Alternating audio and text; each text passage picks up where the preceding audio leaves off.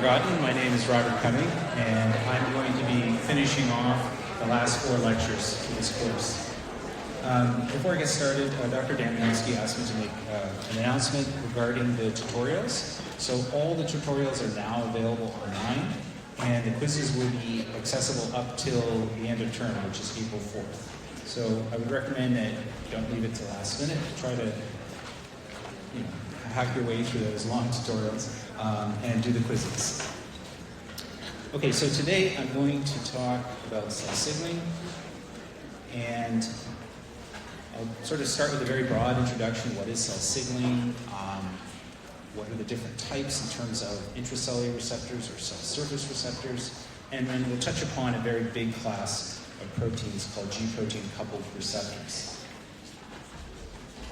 So, cell signaling, signal transduction, what does that mean? It's basically, in its most elemental form, converting one signal into another. Quite frequently, it's the signaling molecules are things like growth factors, cytokines, hormones, the components of the extracellular matrix. It can be small molecules like neurotransmitters, or it can actually be physical things like light or sound.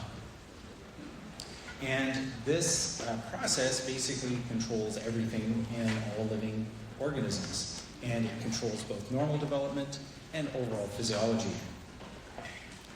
From a disease perspective, signal transduction plays major roles, usually when it's not working properly. And this cancer plays a major role, and we'll talk about sort of some of these signaling pathways that go astray in cancer. But you should also know that signaling pathways that are defective in other tissues can lead to things like heart disease or diabetes if it's pancreatic insufficiency. So we'll talk about the major players. This lecture we'll talk about G-protein coupled receptors. In the next few lectures, we'll talk about receptor tyrosine kinases, RTKs, small signaling proteins like RAS, and then finally there's a very big category of proteins called mitogen-activated protein kinases. So I'll go into detail on each of these types of signaling pathways as we progress. So one of the first things to try to understand is sort of the nomenclature. What are the terms that we use in cell signaling? First is what we call the primary messenger. So that's the thing that initiates the change in the cell. And quite frequently, we refer to this as a ligand. I'm not sure what's happening with the other. Oh, there we are. Okay. And these primary messengers can be small molecules. We'll talk a little bit later about epinephrine and the fight or flight response.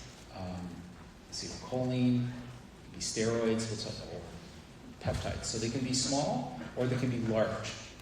Large molecules are typically proteins. They can be growth factors or cytokines. We'll talk about the receptors. So there's receptors that are found at the cell surface, and then there's some that are found inside the cells. And we'll talk about different classes of the proteins found inside the cells that sort of transmit that signal. So usually, in many cases, signal transduction, there's a whole series of events where one protein activates another, which in turn activates another. The classes that we'll talk about are protein kinases, so they put phosphate groups on proteins, or phosphatases, which remove them. We've already introduced this concept in the cell cycle lecture. And we'll also talk about G-proteins. And then finally, there's another category of molecules called second messengers. They're usually small organic molecules that are either produced or released inside the cell. So it could be something like calcium, which can be released from intracellular spores like the endoplasmic reticulum, mitochondria. Or we'll talk about some of these other species like cyclic AMP and some lipid-derived species, which probably Dr. Pemberton would go into much more detail than I do. So we talked about 2 types of primary messengers, and that you can have a primary messenger that can go straight through the membrane and bind to an intracellular receptor. So these are hydrophobic type molecules. We'll talk about steroid hormones, for example, in a minute. But because of their hydrophobic or water-adherent nature, they're able to transverse the plasma membrane and then bind to an intracellular receptor. And that receptor can be found either in the cytosol or it can also be found in the nucleus. We'll talk about that in a few slides. For other molecules that are hydrophilic, they can't cross the plasma membrane, so they're going to have to bind sort of to an intermediate, which in this case would be the cell surface receptor. So it has a portion which faces to the outside, and that's what that signaling molecule will bind to. It has a transmembrane domain, and then usually there's a cytosolic portion of this receptor. We'll get into much more detail as we move on with specific examples. So these hydrophilic signals, since they can't cross the membrane, will have to work through this middleman, so to speak, which is the cell surface receptor. And when it usually binds, it causes a change. We'll talk in a little more detail about what those changes are. And in many cases, it causes recruitment of other proteins. They come up and they snuggle up to the cytosolic domain of this particular receptor, and that in turn initiates all sorts of different types of events. And we'll get into detail as we progress. And quite frequently, what will happen is that some of these proteins, that could be enzymes, that can start to produce the second messengers. We won't get into second messengers until next lecture, but just know that at each stage here, generally what happens is an amplification of the signal. And I'll get into more detail when we talk about epinephrine signaling in the next lecture. And ultimately, what will happen is this will cause a change in a downstream protein which they call the effector protein. What is an effector protein? It's a protein when activated causes a change to the cell. It could cause a change in the metabolism of the cell, or it could cause a change in how the cytoskeleton is rearranged and cause movement of the cell. Or it can be a transcription factor which can cause changes in gene expression.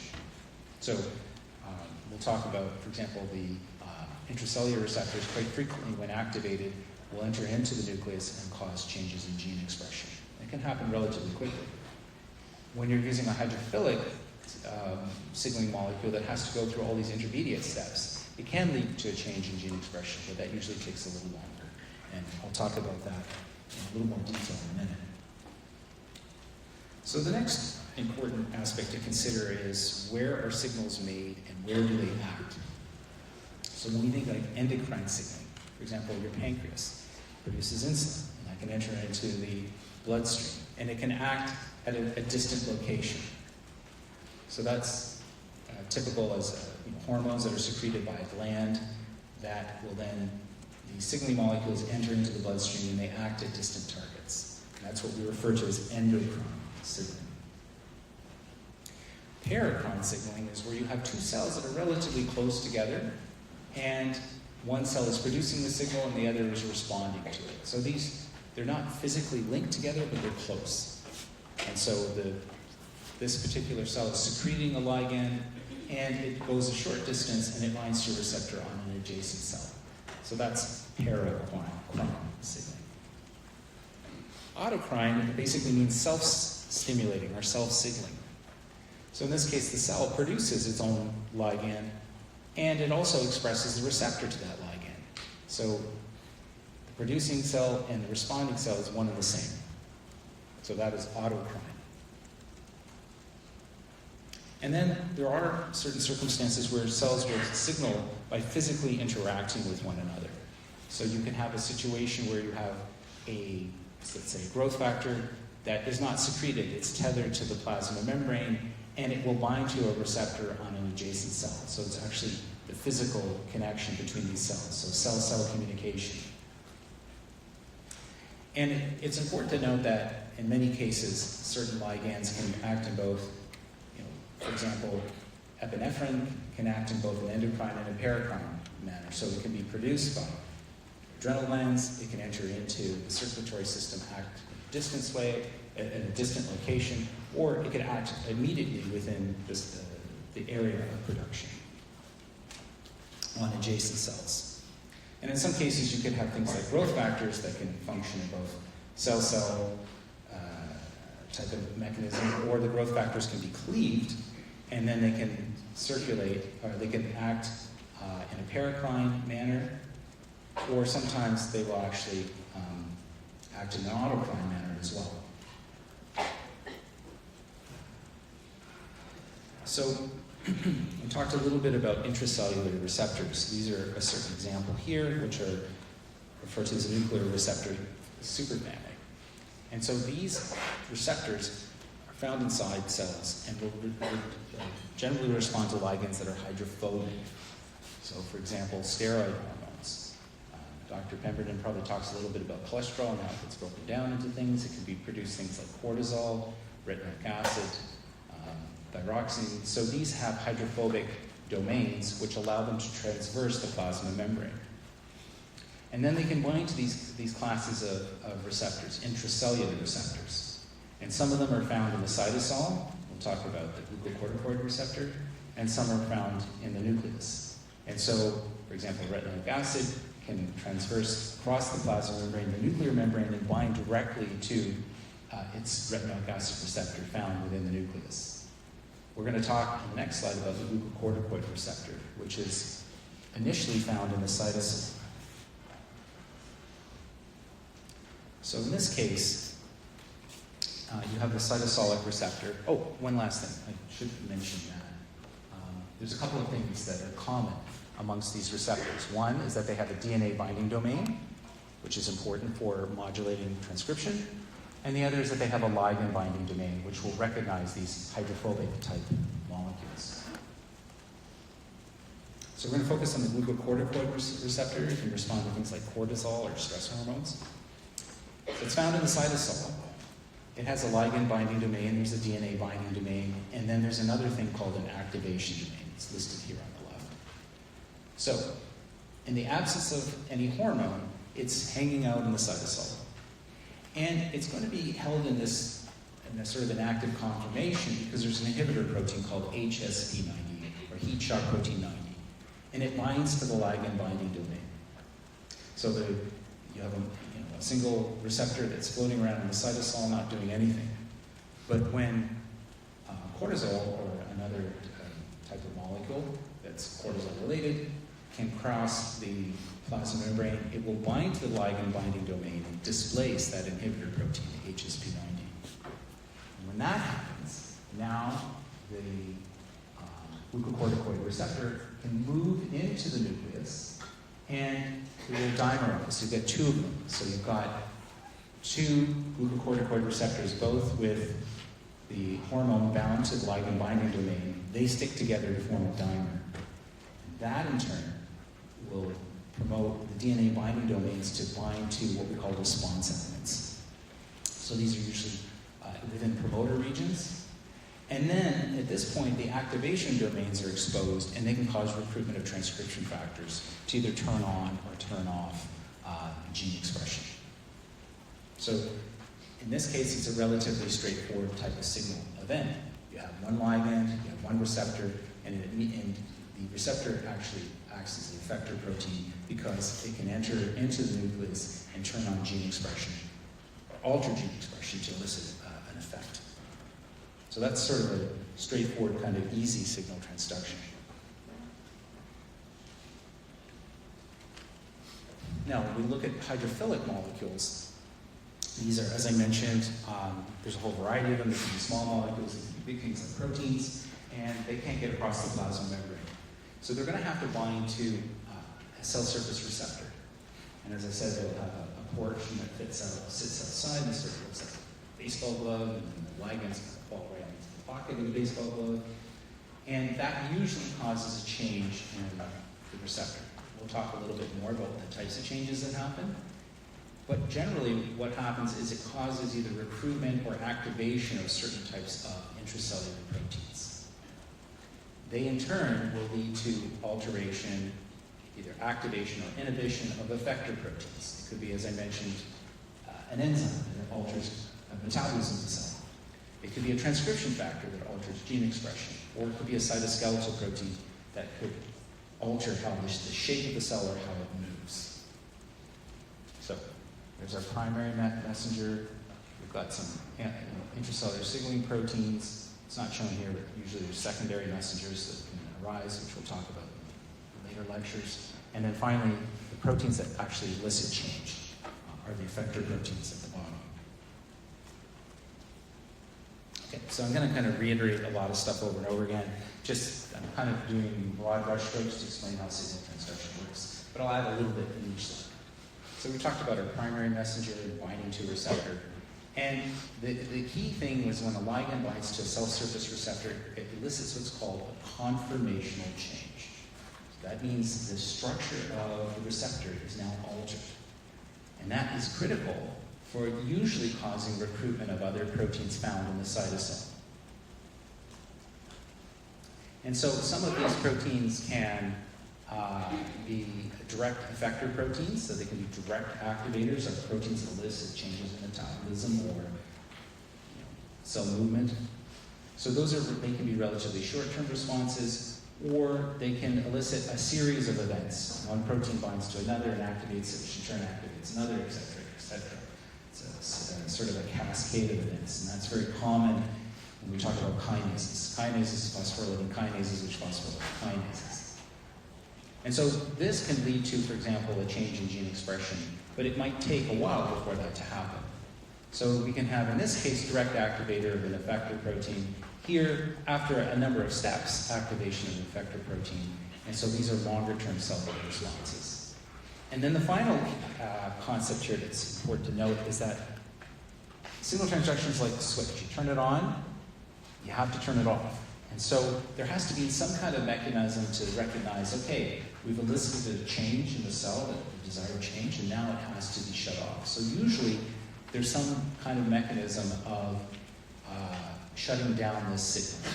And it could be activation of an inhibitor protein, which will come and bind to the receptor and tell it to stop signaling. And again, this is just sort of a reiteration of what I just said, but conveying the idea that you can have very fast activation or altered protein function.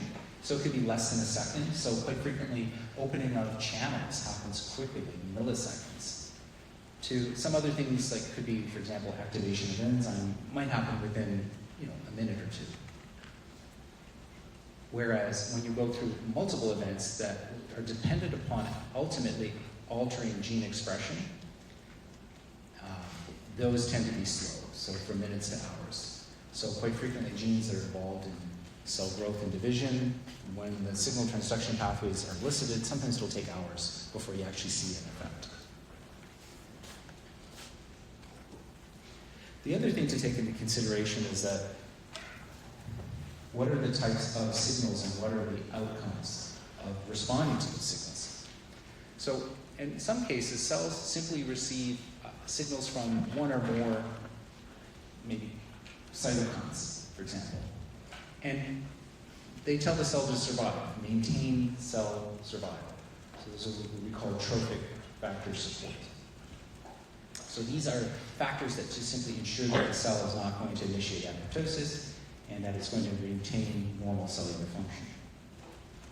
You can have a combination of survival signals and then mitogenic signals. These actually tell the cell to divide. So growth factors, for example. Or you might have survival signals combined with signals that tell, if it's a stem cell, to differentiate into a certain cell type.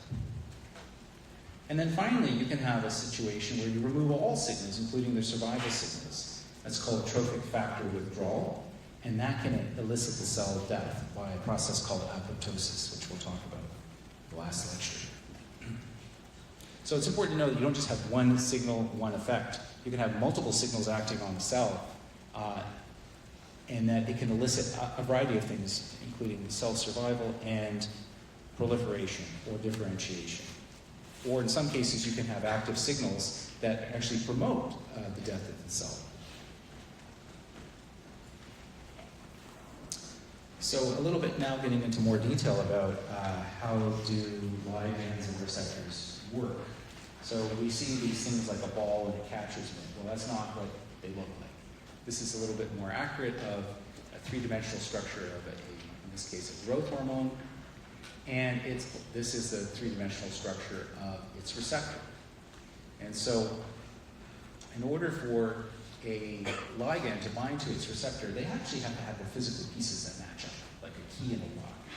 So there has to be three-dimensional shape that's compatible with the receptor. So this has got some pokey parts that are sticking out, and there's sort of a recessed groove here. That's the ligand binding, or sort of receptor binding domain. So it physically has to interact with the receptor. So it's got to have the right three-dimensional structure, a complementary type of structure. And it also has to have the right kind of charges. So maybe the ligand has got some positive charges here, and the part where that little cleft interacts with the little pokey part on the receptor, those might be negatively charged, or vice versa. So you have to have the appropriate charge-charge interactions, positive and negative, attract to one another. So this collectively is referred to as molecular complementarity. So it's basically, the binding interface between the ligand and the receptor. They're not typically through covalent, it's usually charge interactions. So the three-dimensional structure has to be compatible, and the charges have to be compatible. And then what happens is when the ligand binds to the receptor, it causes a conformational change. The structure moves around in different ways. And quite frequently, not in all cases, but in many cases, when one ligand binds to a receptor, it causes a conformational change that allows the recruitment of another receptor. And this is what we refer to as dimerization, receptor dimerization. So again, that's when we talk about receptor tyrosine kinases, that's a very complement. Okay, a little bit of math, just to be mean, I guess. So how can you define how well a receptor and a ligand interact? And you can do it through an equation. So it's basically, this is what's referred to as the dissociation constant. So up here, R stands for receptor, L stands for ligand, and RL stands for the receptor-ligand complex. And so you can get a feel for how strong an affinity a ligand has for its receptor based on this dissociation constant formula. So it's basically equal to the concentration of the receptor times the concentration of the ligand divided by the receptor-ligand complex. And so, in essence, what the KD is the ligand concentration is required to bind about 50% of the cell surface receptors. So, a small KD is actually indicative of a very high affinity, very precise affinity for a ligand and its receptor. That's optimally what you want. You don't want a ligand that has a very high KD, meaning you can bind to many different receptors and inappropriately activate things that you don't want. So having a low KD would indicate that this particular ligand has a very strong affinity for the receptor. So it's a way that we can kind of measure how receptor-ligand interactions occur and the specificity for that particular interaction. Okay, so a little bit of practical stuff. How do you figure out how can you identify a growth factor? So if we go back in time, before we knew everything, now we think we know everything, but we know a lot. And we certainly can map out the human genome and the proteome. So it's a little bit easier nowadays to kind of figure out stuff. But if we go back in time to where we had, for example, purified a growth factor.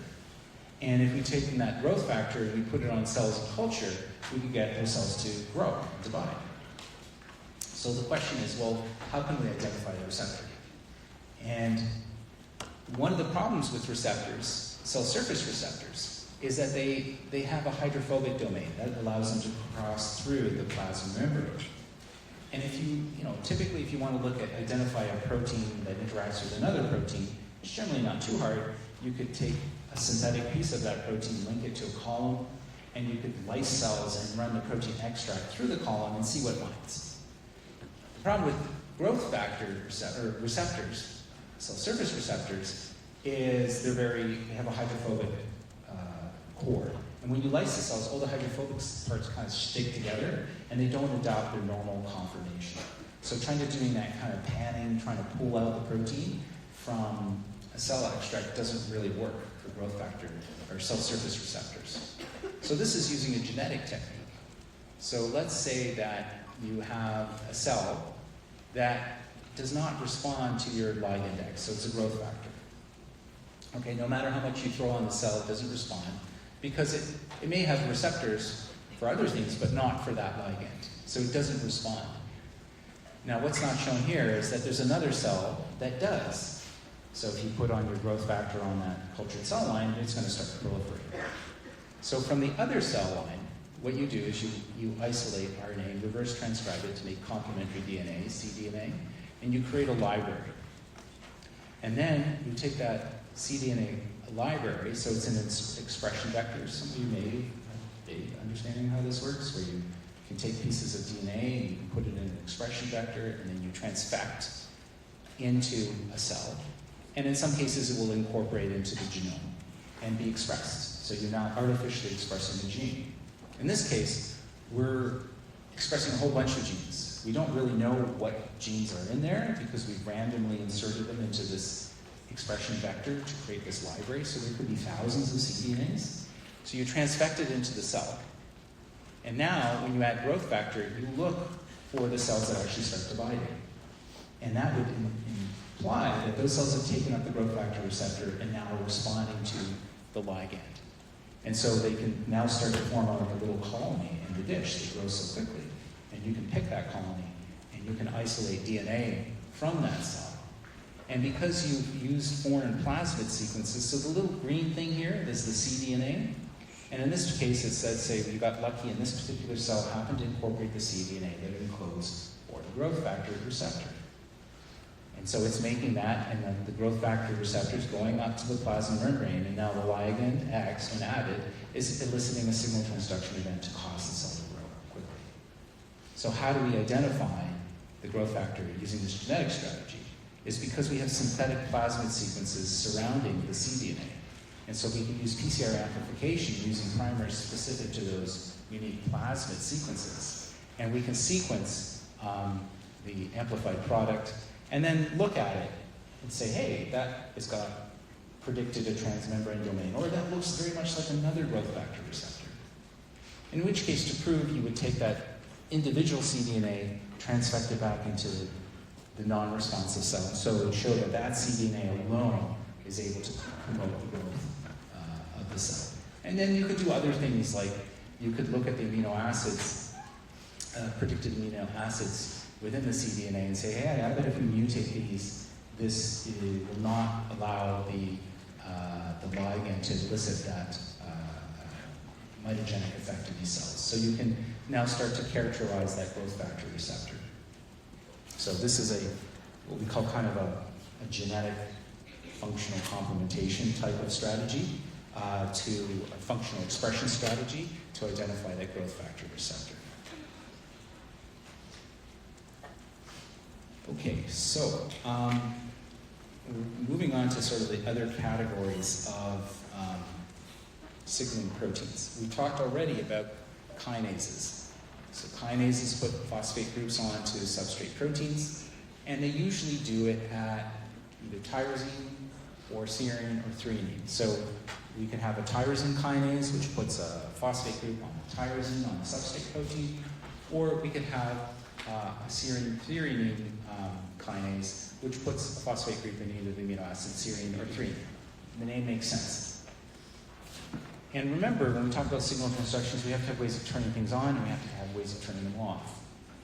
Not in all cases, but more often than not, putting that phosphate group on that protein leads to its activation.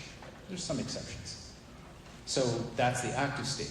To remove this phosphate group, now phosphatases that are specific to either tyrosine or serine, threonine, will remove that phosphate group, and quite frequently, the dephosphorylated protein tends to be inactive. So we talked about this when we were looking at, for example, the cell cycle, MEE kinase, tyrosine kinase, WEE1, and then we talked about CDC25, which is a phosphatase, if you vaguely remember. So one of the things that was very difficult in the early days of understanding the phosphorylation and how it relates to signal transduction is trying to identify when you've got those phosphorylation events. And back in the day, they had to use radioactive phosphate and do these elaborate experiments to show that a particular protein was incorporating the radio-labeled phosphate, which is not really great because you end up using a lot of radiation, you get exposed to it, and I do know people that actually, through multiple years of working with radiation, actually got cancer. So it's not a great thing to do. We've tried to shy away from using radio ligands and radioactivity in our research. So there's a way that we can detect phosphorylation of a particular protein. And in this case, it's using antibodies. So these are phospho-specific antibodies. And what they do is that they will only recognize the phosphorylated form of the protein. And it's not important what STAT5 and PKB and all this other stuff is that you can see in this case, in this particular, these are progenitor cells that are exposed to erythropoietin that can cause sometimes blood formation. That over time, after, or I guess in this case, increasing concentrations of erythropoietin, we get increased phosphorylation of this particular protein. So what the antibody is doing is it recognizes the phosphorylated form only. This was usually, these antibodies are generated by taking a small piece of the protein that has that amino acid that gets phosphorylated. You artificially put the phosphate group on that peptide, and you inject it into a mouse, and it generates antibodies. And then those antibodies can be used for Western blotting. And so with Western blotting, you can see that there's an increase in the phosphospecific forms of these particular proteins because you're getting more and more dark bands. That means more phosphorylation. The other thing that's always critical when you're doing phosphorylation analysis is that how do you know that you're not just getting more protein? And so you have to standardize to the total amount of protein. So this STAT5 antibody just recognizes STAT5. It doesn't matter if it's phosphorylated or not. So what we do is normally express this as a ratio, as phospho to total. So phospho-STAT5 to total STAT5, or phospho-PKB to total PKB. And it's expressed as a ratio, just in case that you're getting an increase in some of the overall protein levels. It's not necessarily mean you're getting that much more phosphorylation, there's just more protein. So that's kind of how we do it standard kind of assays when we're looking at signal transduction pathways in cells and using this phospho-specific antibodies. Okay, so phosphorylation is certainly one mechanism to elicit changes to these signaling molecules or signaling proteins. Another class of protein are called G proteins. And so this is based on the fact that they bind GTP. We've touched upon this a little bit in, I think, in one of the earlier lectures. So in many cases, the G proteins, in this case we're talking what we refer to as monomeric G protein, is just one protein. When we get into G protein coupled receptors, we're going to talk about trimeric G proteins. But let's start with a simple one, like a single G protein. And so when it's bound to GTP is bound to this protein, it turns it into an active state. And and then if there's hydrolysis of GTP to GDP, it generally turns it into an inactive state. And this is basically trying to give an idea of like how does this work, is that when GTP is bound with 3 phosphates, TP, is that extra phosphate causes charge interactions with these arms on the protein. And then the arms basically come inward, and that leads to the activation of the protein. When you have hydrolysis of GTP, you see the little scissors that cut it off to GDP, that phosphate group is no longer present, and therefore the arms swing back into an inactive state. Now the other thing to take note of is that quite frequently G proteins need help, and that comes in the form of guanine nucleotide exchange factor, or GEF. It removes GDP, and that allows GTP to bind. So it's an activator protein, and quite frequently, to facilitate hydrolysis, there's a helper protein, which are called GTPase activating proteins, or GAP proteins. So they can help speed up GTP hydrolysis. So again, these are involved in hydrolyzing GTP to GDP, leading to an inactive form of the monomeric G protein. And in order to activate it, you've got to get rid of that GTP, DP. And so the GAF, the guanine nucleotide exchange factors, help kind of pull the GTP out, allows GTP to bind and activate it. We talked a little bit about GTP, and we talked about how proteins get, with nucleolocalization signals, get inside the nucleus. And so this same kind of event where you've got GEFs and GAPs also participate in activation or inhibition of the important proteins. And we'll go back to lecture to look at that. Okay, so then this is going to lead us to the big category, G-protein coupled receptors. So these are rather complex receptors. There are many of them. And they pretty well participate in almost anything you can think of. From vision to smell to taste to metabolism. They play roles in embryonic development. They control how our vascular system functions. They can be inactivated in ways we don't like. For example, when we get an infection with whooping cough or cholera. And drug companies love G-protein coupled receptors because they control so many things and they're relatively druggable. And so,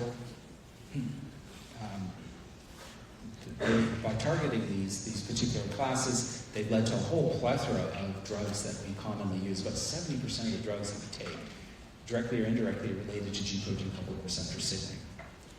So they're exploited by the drug companies. They're also exploited by drug dealers. A lot of things that make you feel kind of good or weird, like meth, heroin, ecstasy, work through G-protein coupled receptors.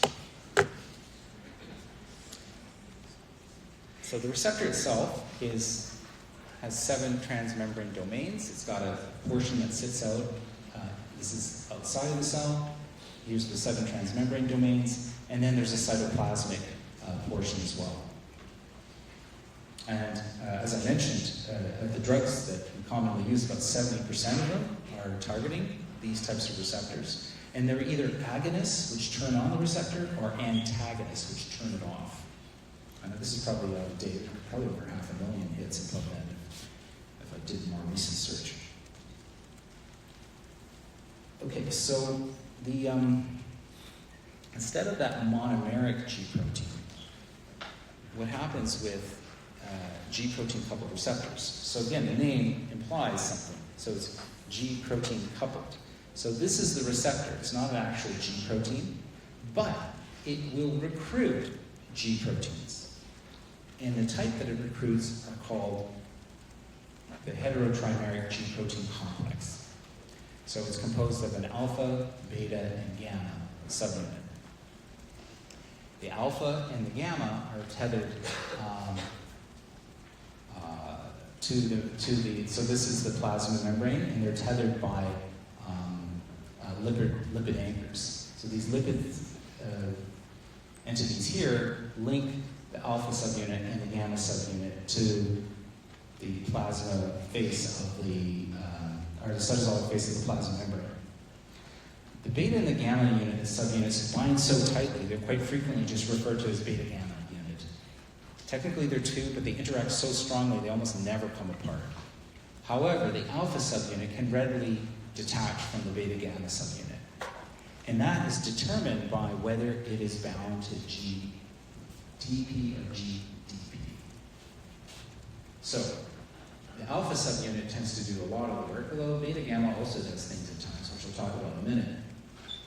When it's bound to the alpha subunit is bound to GDP, it's in the inactive state. It will be bound to the beta-gamma and it's not doing anything.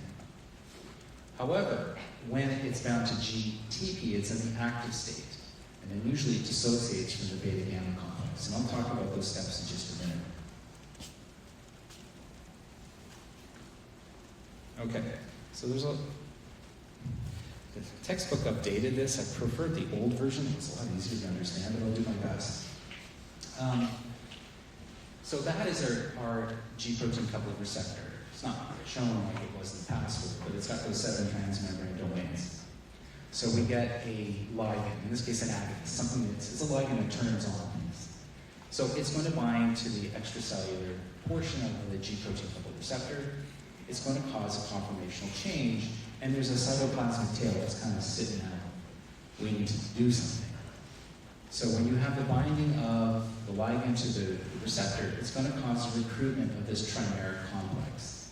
And it does so by binding to the alpha subunit. Now, before that happens, when there's no ligand there, you have the trimeric complex just hanging out together, all the three amigos. They're all snuggled up together, and alpha subunit is bound to GDP. So it's in an active state. When we have the G protein coupled receptor being activated by the ligand, it causes the recruitment of this whole complex over to the cytoplasmic portion of the receptor. And it's going to bind the alpha subunit. And the binding of the alpha subunit causes a change in this trimeric complex, such that GDP, so the little blue pentagon there, is going to be popped out, and then the gray pentagon is GDP, is going to be inserted. And when that happens, it basically causes everything to break apart. So, the alpha subunit releases from the receptor. It also detaches from the beta and the gamma subunit. Now, it's still linked, the alpha subunit is still linked to its lipid anchor, and it kind of skitters along the plasma membrane, and then it'll bind to an effector protein. We'll talk about in the next lecture about adenylocyclase. So it's an enzyme that's associated with the plasma membrane. So when the alpha subunit binds to this, it can cause activation of that particular enzyme. And it can catalyze, like, for example, the production of cyclic AMP. We'll talk about that in the next lecture. Usually after activating the effector protein, the alpha subunit will hydrolyze GTP to GDP, and now dissociates from the effector protein, moves back, it's not actually, it's still tethered to the membrane, skitters along back, and it finds its beta and gamma fronts, and it links up again. So now it's reset, waiting for the next receptor to be activated. Is there a question? So the alpha basically just went off to McDonald's and came back. Went off to McDonald's and came back. Sure, if you want to use that analogy, why not? So, just to do it one more time, so we've got it, it's correct. So remember, this is our 7-transmembrane G protein coupled receptor, and it's going to be activated by a ligand. It binds at the extracellular domain of the receptor. That causes a conformational change, and that is going to cause that cytoplasmic portion that's sitting inside, is going to help recruit the trimeric G protein complex. Normally, without any ligand, this is going to be, the alpha subunit is going to be bound tightly to the beta and the gamma, and it's holding on to GDP. It's inactive state. Ligand binds to the receptor. Now, the whole complex skitters along, and the alpha subunit binds to the receptor. This causes a change in the trimeric complex, such that the little blue thing there, GDP, is removed, and GTP can be inserted. Now that breaks everything up. Everybody goes their own way. Alpha subunit detaches from the receptor. It also detaches from the beta and the gamma subunits. Now, because of the lipid anchor, it skitters along on the plasma membrane to this effector enzyme. It binds to it and generally activates it. And we'll talk about specific effector enzymes in the next lecture. After activation, that usually will cause a change in the alpha subunit activation of the effector enzyme, such that it now hydrolyzes GTP to GDP, and now this resets. The alpha subunit releases from the effector, moves along, and it finds the beta gamma subunits and reforms. The three amigos are back together. Now, in most cases, it's the alpha subunit that does a lot of the business. However, in some cases, the beta gamma subunits can actually activate the effector. And then quite frequently, when beta gamma is used as an activator, it binds to things like ion channels and can cause ion, either efflux, ions from inside the cell going out, or influx. More often than not, it's usually ions going from the inside outside. So those are the key things there. That the alpha subunit tends to be the one that is going and doing it can either activate in most cases activates, but it should also note that in some cases it can inhibit the effector. And that sometimes the beta gamma subunits themselves act as the activator of the effector protein. And so that's basically what we're showing here, is that you can have G alpha S stands for stimulatory, or you have G alpha I, which is inhibitory. So these are different alpha subunits expressed in maybe different cells. And they respond to different stimuli, but ultimately the effector is adenyl cyclase. So that produces cyclic AMP, which we'll talk about in the next lecture. And in one case, is alpha S is going to cause increased activation of cyclic AMP, and the other is inhibitory. So there's at least 800 G protein coupled receptors. And again, I'm not going to query on the exact numbers, but just to understand there's a lot of them. And they can associate in different ways because you've got at least 21 different G alphas, and they can associate in different combinations of the beta and the gamma subunits. And I think that's, let's just finish there for now.